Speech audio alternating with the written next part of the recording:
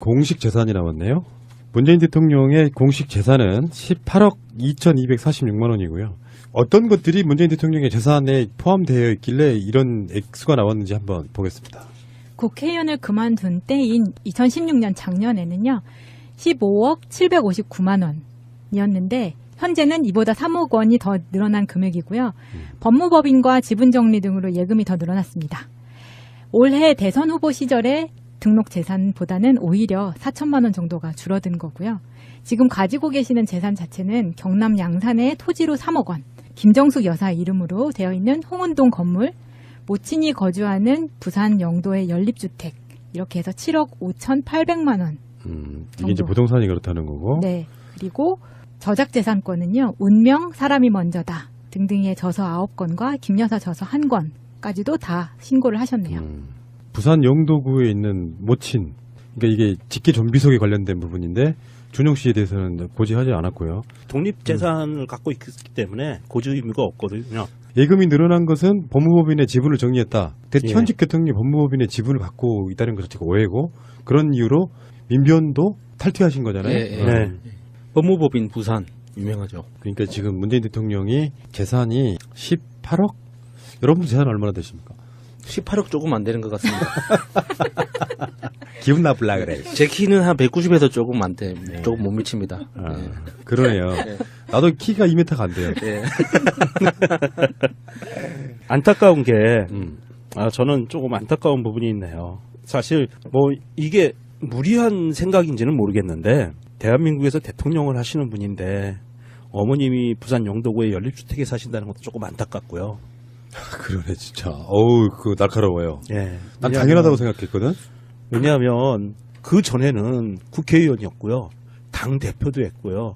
잘 나가는 변호사이기도 잘 했고. 나가는 변호사이기도 했는데 어머님을, 이건 뭐 어머님한테 불효했다는 얘기가 아니고 이렇게 이 문재인 대통령이라는 사람이 개인 축제를 안 한 사람이야. 말을 잘해야 돼. 이게 말을 잘못하면 불효자가 돼버려. 그러니까 불효자라는 뜻이 아니고요.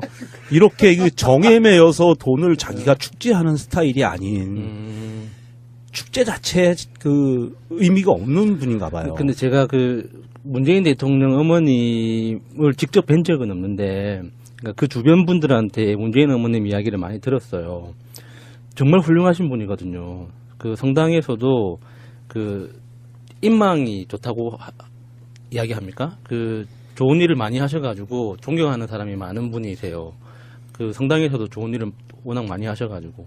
이렇게 그래서 훌륭한 분을 태어나게 하고 교육을 시키신 분이니까 오죽하시겠어요. 그러니까 그 주변에 그 사시는 그 주변 이웃분들도 다 잘 아시거든요.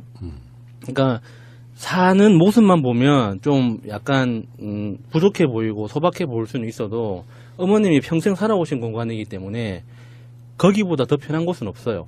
그래서 문재인 대통령은 효도, 효자 잘하고 있습니다. 뭐 이런 거죠.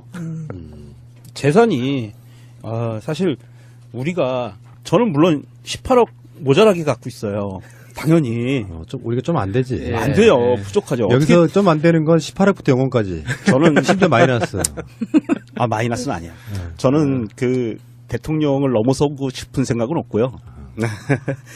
근데 이 정도 18억 조금 넘는 금액을 자산으로 갖고 있다는 게 자랑스럽기도 하고 적어서 자랑스럽기도 하고 좀 사실 이 평생을 그렇게 지금 이렇게 사실은 화려한 직업을 갖고 있었던 사람인데도 불구하고 이 정도의 자산밖에 안 갖고 있다는 거가 돈 버는 게 목적이 아니었다는 거죠. 그러니까요. 그러니까 문재인 대통령의 재산 중에는 현찰도 몇 억 있어요. 물론 아까 말한 것처럼 법무법인 지분 같은 거 정리했다 이런 것도 있지만 그걸로 좀 부동산에 투자했다라든지 이런 건 없고 안철수는 알고 있던 정치인 중에는 재산이 제일 많잖아요. 난 그건 자랑스럽지도 않아 솔직히 말하면. 근데 원래 시작이 기업인이라고 하면 뭐 욕할 것도 못 되는 거라 그렇지만 그런 가치는 없다고 생각을 하고 일반적인 보통 사람들 입장에서 보면 뭐 10억대, 20억대, 30억대 올라가면 뭐 그걸로 도덕성을 재단하려고 하는데 관점에 따라서는 깨끗했네? 생각보다 돈이 많네? 가지각색일 수 있다고 생각해.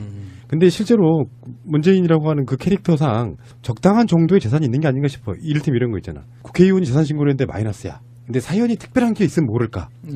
그거는 옛날 박원순 시장 그런 부분 있잖아요. 서울시장 됐을 때 재산이 마이너스 뭐 이런 예. 거였잖아요. 진선미 의원님도 한번 그렇죠. 그런 적 예. 있었잖아요. 어떤 예. 사연들이 있긴 있어요. 예. 근데 너무 청변해가지고 예. 사실 재산이 없는 경우도 결국에는 못할 일을 하는 거예요.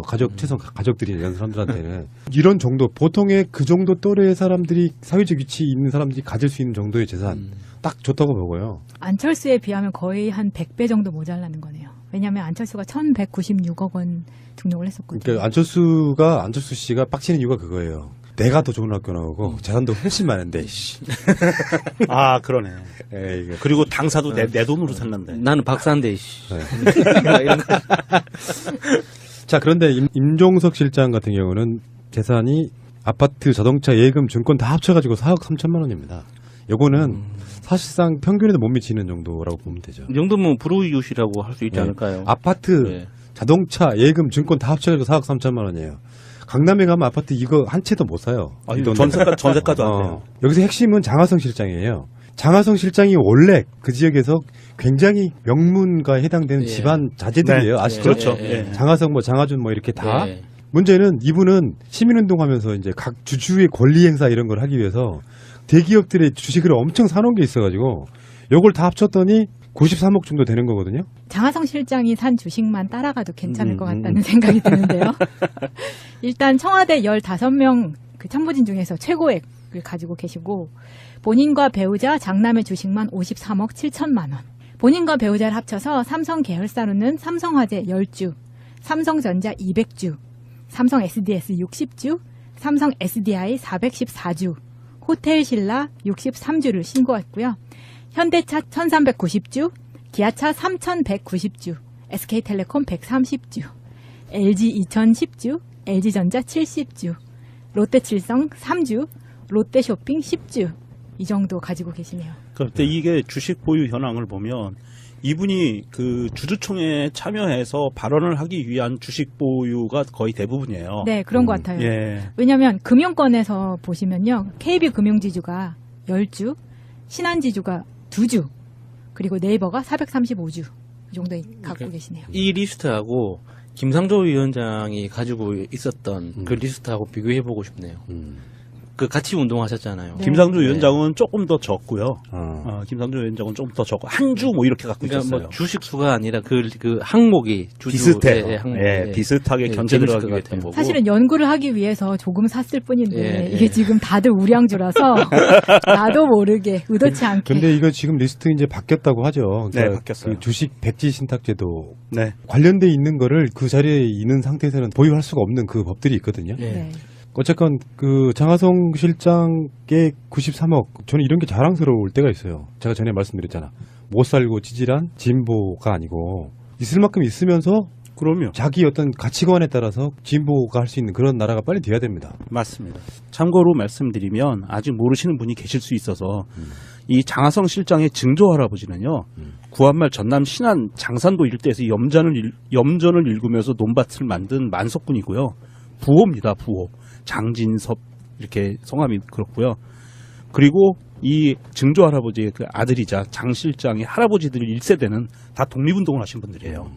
독립운동 하셨는데 이렇게 부자인 경우가 드물기 때문에 더더욱 예. 멋있고 좋은 것 같은데요. 깜짝 놀랄 만한 거. 이런 분이 난 멋있어요. 윤석열 서울중앙지검장. 예.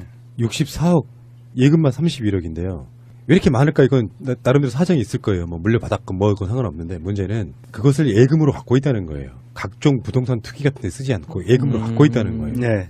요거를 만약에 보세요. 윤석열이 이 부정한 돈을 만약에 받은 적이 있다면 예. 박근혜 정권 때 어떻게 됐을까요? 가루됐겠죠. 아, 요거는 금액만 갖고 와 생각보다 돈이 많네 이렇게 바라보시면 안 되는 거고 뭔가 사정이 있어. 장가를 잘 갔을 수도 있고요. 그럴 수 있죠. 그럴 수 있잖아요. 검사나 이런 거 예, 하시는 분들. 예, 예, 그런 여러 가지 지점이 있기 때문에 그냥 금액을 들여다보는데 이 금액이 구체적으로 나온다는 건 어떤 생각이 들게 만드냐면 그 사람이 갖고 있는 재산은 뒤에 후광흑가로 적용할 수 있어요. 살다 보면 예. 왜 동네 지나가다가 어떤 사람이 이렇게 지나가는데 좀 아는 사람이 저 사람 이 동네 최고 부자야. 알부자 이런 말 하잖아. 빌딩이 몇이야 이런 말 하잖아요. 그럼 그 후광효과가 생겨 기분 나쁘게 청와대에서의 나름 국가 공무원 법상의 서열이 있을 거 아니에요. 대통령이야 뭐 그 위치라는 게 있잖아요. 근데 이걸 재산으로 놓고 보니까 임종석 실장은 거의 행정관급밖에 안 되는 거지.